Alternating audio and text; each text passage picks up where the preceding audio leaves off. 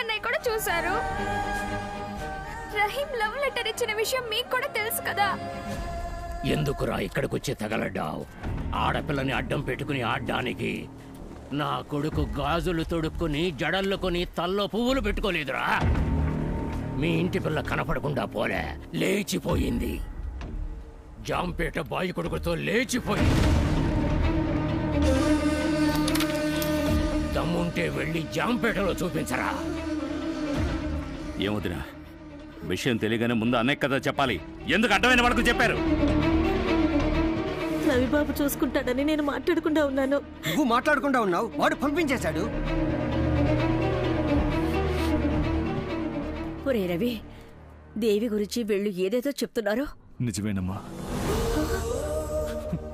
పాప ఇలా చేస్తుందని నేను కొంచెం కూడా ఊహించలేదమ్మా.